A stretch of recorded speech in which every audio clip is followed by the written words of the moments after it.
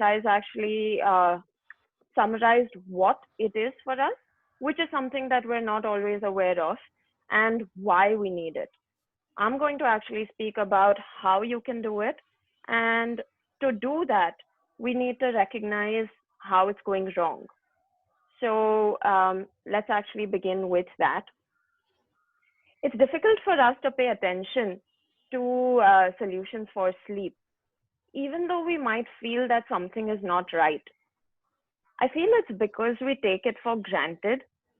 One way or another, we've been doing it every single day since the day that we're born.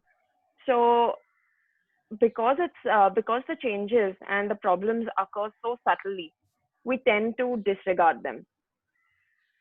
So what I want you to do is actually begin with a self-assessment. I'm going to ask you some questions, and sorry about that. I'm going to ask you some questions, and I want you to answer these for yourself and just take a check. Do you have a sleep routine? So most of us have a routine when we wake up in the morning. Do you have something similar at night to help you go to sleep? Do you have difficulty getting out of bed in the morning? Keep in mind that a lot of the answers might not be yes or no, but it could be sometimes. So try and identify, is it frequent or is it rare? Do you have trouble falling asleep? Do you feel tired even after sleeping enough hours? Do you feel like your mind was racing even while you were sleeping? Do you take long daytime naps? That would be anything more than an hour. Do you have poor sleep hours?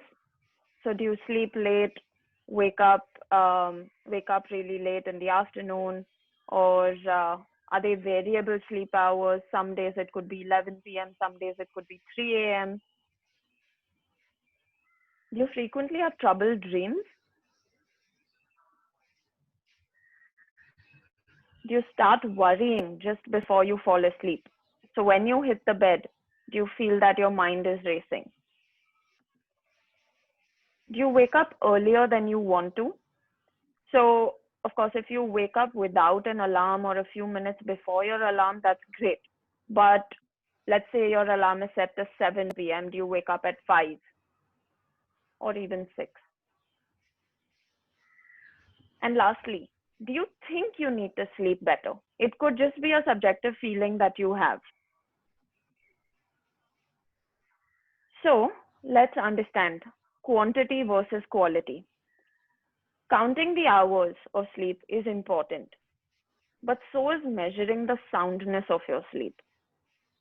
What we're talking about is this number, 7 to 9 hours or 8 hours that you've heard. It's a great benchmark, but restfulness should be the focus. So, how you're sleeping is very important, and so is how much, but the quality is what we're going to focus on today. So, the question is not only are you sleeping enough, but it's also are you sleeping well enough? So, let's talk about what poor sleep is. Take a moment to think about it.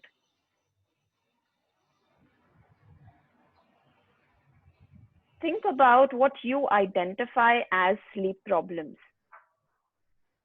Insomnia is the word for poor sleep. And about one third of adults do not get as much sleep as they need or the kind of sleep that they would want. So there are several symptoms of insomnia, but these are the four that I've simplified and I want you to actually think about and really remember. The first one is not being able to fall asleep easily. Now, what does that mean? Anything beyond 30 minutes, so anything beyond half an hour taken to fall asleep is not the healthiest. Waking up earlier than you want to, which I explained. So it's much earlier than you actually want to wake up. staying awake for long periods of time. If you wake up once during the night, that's acceptable. But if you keep waking up and aren't able to fall back asleep within 20 minutes, then that's a problem. And another one, which is intangible, is not feeling refreshed when you wake up in the morning, or being groggy, being drowsy when you wake up, and just overall a feeling of lethargy. So, what can you do for a good night's rest? Now, there are several sleep obstructors. These are things that are in your lifestyle which have slowly taken up a lot of your time, and they're coming in the way of good sleep. So, reducing those and improving your sleep hygiene. We've all heard of dental hygiene. Today, we're going to talk about sleep hygiene. So, how to improve that and how to reduce the things that are actually coming in the way of your sleep.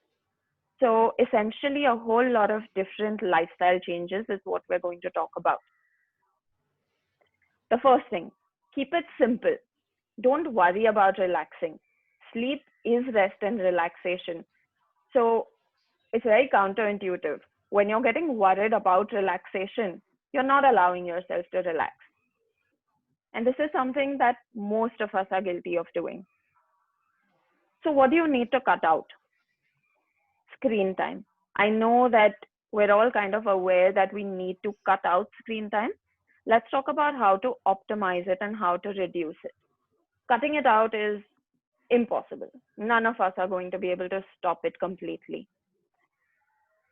All kinds of things that are backlit, so TVs, cell phones, computers, all of these are screens, and stopping them an hour before bedtime is very, very crucial to getting good restful sleep. So right now, I think during this lockdown, we've almost all of us have been binging on Netflix, and that makes it a little difficult to stop it well before bedtime. But that's a practice that we're going to have to actually get into. Even 2 hours of exposure to screens during the day can suppress melatonin production. Melatonin, as we're aware of, is the sleep hormone that our brain naturally produces. So we're actually obstructing the brain's ability to sleep day after day after day. So the one thing that you can do is reduce the brightness of all of these devices. Everything from your cell phones to your TVs have that ability. Use devices that actually don't use the same kind of light as your TV or your phone. And the Kindle is an example of that. The other thing is to avoid caffeine. Once again, we know that, but we can't really completely stop caffeine. So what we can do is limit the amount of consumption. So instead of maybe 5 or 6 cups, cut it down to 1 or 2 cups, and time yourself. Try not to consume any caffeine after 5 p.m. And I'll just add a disclaimer. This is the guideline. So 5 p.m. is a sort of guideline. But for me personally, I need to stop by 2, 3 p.m. So you need to figure out what works for you and your body. This is very important. The brain learns by association. So there's a certain feeling that comes in when you enter, say, for example, a classroom, or where when you're entering a conference room. The same way your brain is associating certain things with your bed and your bedroom. So avoid performing things like working in bed, or just lying down and lazing, or reading and continuing to stay awake. Only indulge in sleep or bed related activities. Avoid strenuous exercise immediately before bedtime. So anything that's going to get your heart rate up, that's going to make you more alert, avoid all of that up to 2 hours before bedtime. Avoid excessive tobacco and alcohol consumption. So some amount of alcohol consumption actually assists in sleep, but not everything does. So any excessive consumption is going to actually disrupt the brain's ability to relax.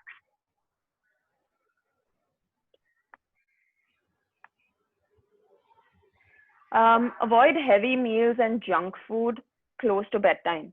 Once again, very often we get this urge to actually um, eat junk food, very often associated with Netflix, as Dr. Desai pointed out. But avoiding those very close to bedtime is extremely, extremely useful. This is very important. Very often we're staring at the clock, calculating, oh no, it's 12:30. I have to wake up at 6:30. Now there's only 6 hours of sleep left. Now it's 1 o'clock, even lesser. Definitely avoid doing that. If you need to, put all kinds of equipment that show you the time away from your reach. Do not plan or think when you're trying to fall asleep. Rather, actually, I'm going to get into the things that you can do instead of these. So these are the things that you should not be doing. So now, to get a good night's rest, what are the things that you can do? There are lots and lots of little changes that you can slowly start to make. One of the most basic things is try and identify the big problems that could be coming in the way. Create an environment that is actually helping you sleep better. So this can be very simple things. Make sure that your mattress and your pillows are comfortable. You're not getting neck aches because it's uncomfortable. Use comfortable bed linen. Keep things quiet. Make sure that you're not getting disturbed. You can even use assisting products such as aromatherapy. There are certain smells, specifically lavender, which have relaxing properties.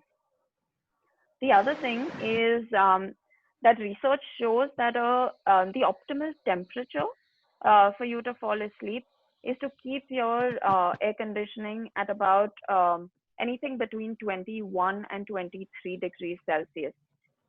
Um, the one disclaimer that I'm constantly going to keep adding in all of my slides is that these are temporary solutions. These are sort of lifestyle changes that you can make. But if you are suffering from long-term insomnia, please seek professional help. And sometimes medication will be necessary. I know that there are a lot of concerns that people have about sleeping pills, but please speak to a professional and learn exactly what works, what doesn't work, and bust the myths related to sleeping pills. Exercise regularly. So now exercise through the day regularly. Even about 30 minutes of aerobic exercise 3-4 times a week is very, very helpful. Taking a warm shower about 90 minutes before you want to fall asleep can regulate your body temperature and help you sleep better. Now, the sleep routine that I was talking about, this is something that actually gets your mind ready to fall asleep.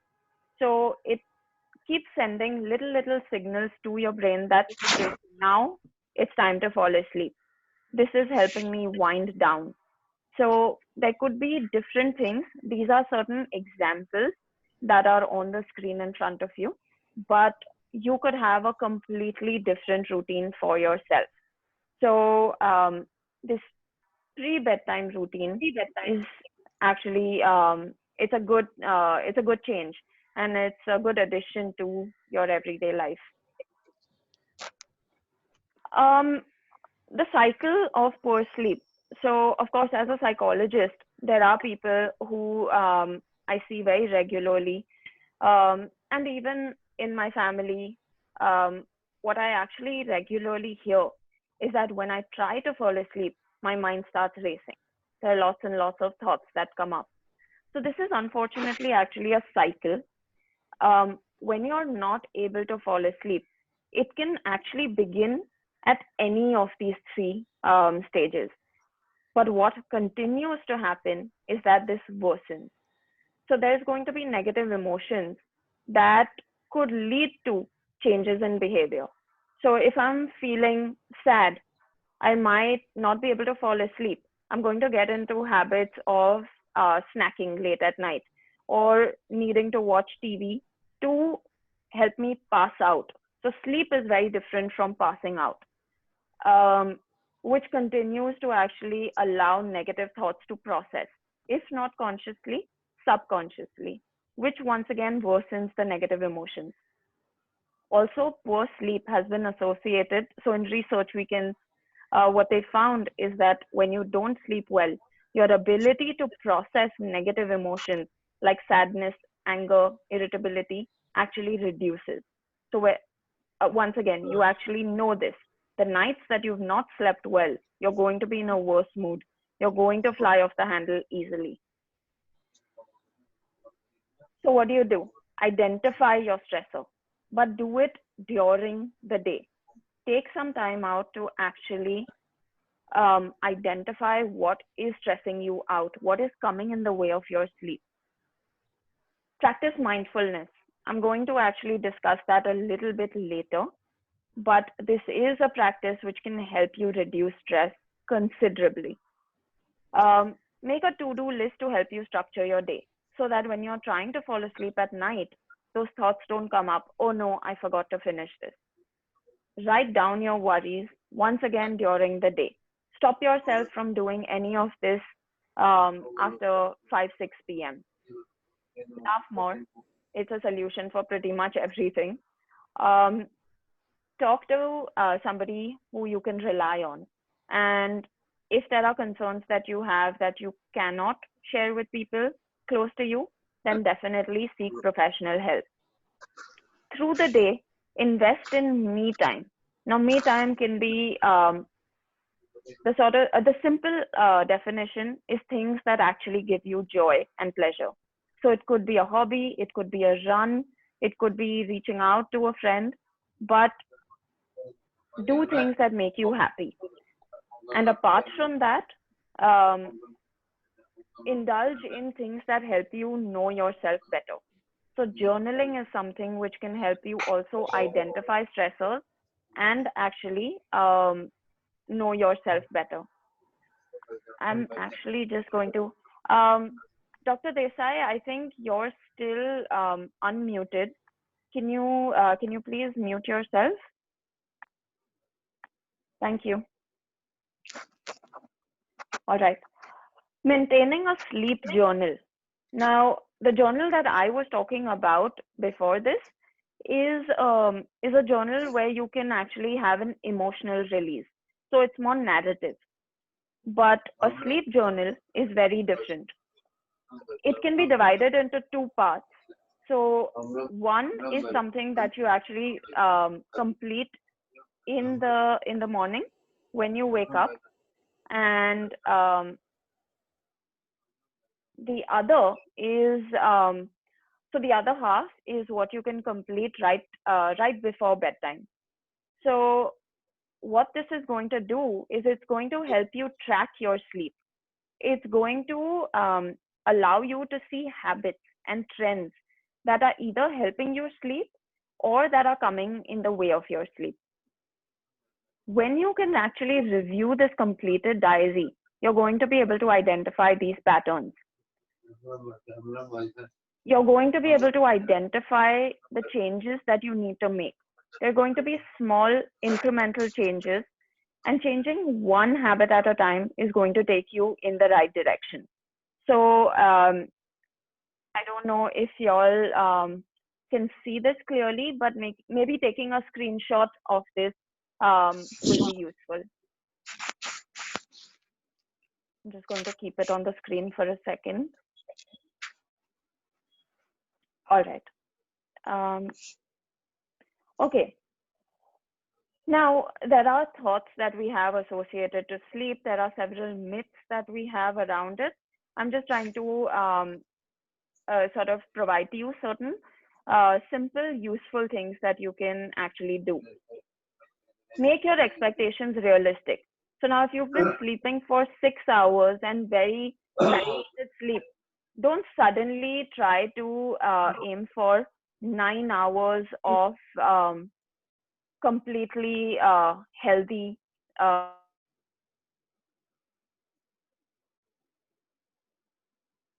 Sorry. All right.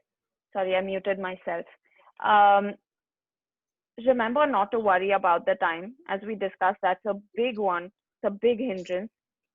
Use affirmations. Tell yourself that you're sleeping well. Sometimes what can work while you're lying down in bed is counting backwards from 1,000. Don't force yourself to sleep. Let it come to you. And try visualization as a technique. So try to imagine things that are actually calming and relaxing and really flesh that visualization out. So don't only think of yourself at a at a beach with blue water, but look at the shades of the water. Try and feel the um, sand. Try and feel the breeze. So really, really get deep into the visualization.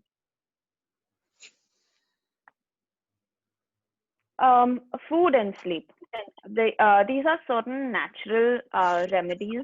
Not all of them are rooted in completely reliable scientific medical research, but these are things that you can actually try because they're all natural substances. So, um, eating tryptophan-rich foods. Low glycemic index is better for sleep. So what that means is certain carbs actually take longer to be broken down. Try and eat foods like that. Magnesium is nature's tranquilizer. So either taking a supplement for it if prescribed, or eating foods that are rich in magnesium. Calcium, vitamin B, these are all important for health and happiness. Um, Certain examples of foods that help. These pictures are on the screen.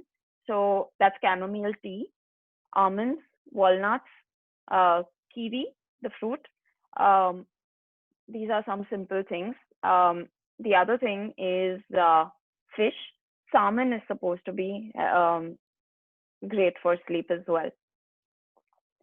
Now, the relaxation techniques that I was mentioning earlier, there are some techniques which are useful when practiced constantly, frequently through the day. Mindfulness meditation is one of those, and so is yoga and pranayam. So when I say yoga, I mean the asanas and pranayam. And the things that are helpful at night when you're actually lying down in bed, also certain pranayams.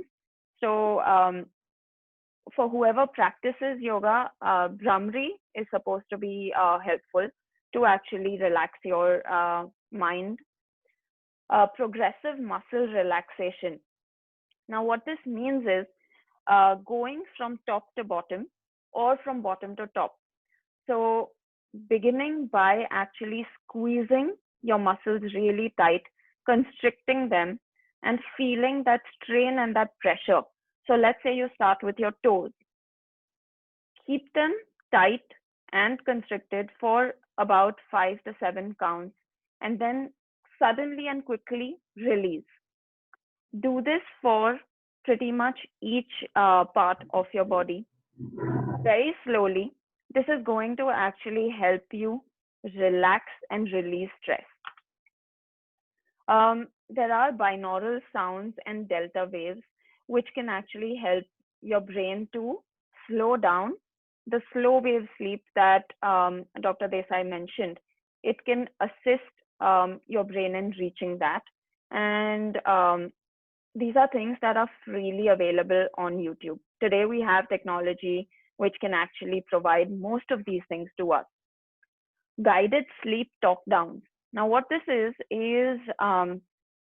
if you're not able to visualize things on your own, then these sleep talk downs can actually provide that guidance to you. Again, all three of these. So the muscle relaxation um, script, the sounds, as well as the sleep talk downs. All of these are available on YouTube. So what you need to do is just note down these search terms and then find something that actually appeals to you on YouTube.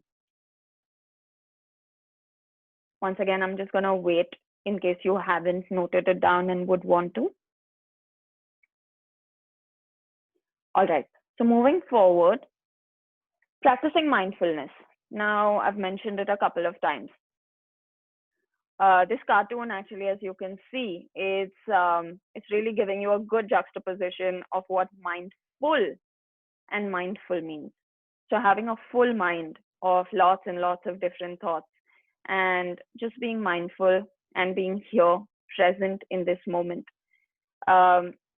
Mindfulness is the ability to actually enjoy the present moment without adding value. So that can be either negative or positive. So equanimity, being able to practice that through the day.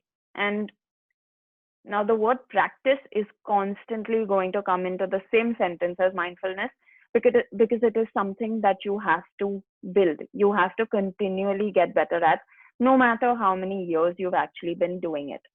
Mindfulness is also something that you can practice through lots of different apps and online courses, but there are also courses that are conducted otherwise. And to end with this, I am going to actually wish all of you a good night every night. So thank you so much for listening. And if there are any questions, you can actually post them right now in the comment section, and we can answer them for you. So I think there are a few people who have asked questions.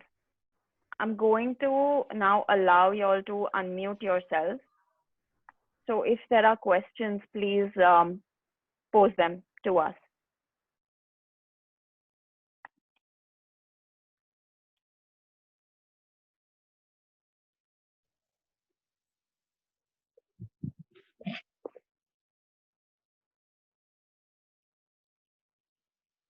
Right. So I think a lot of people asked why they're not able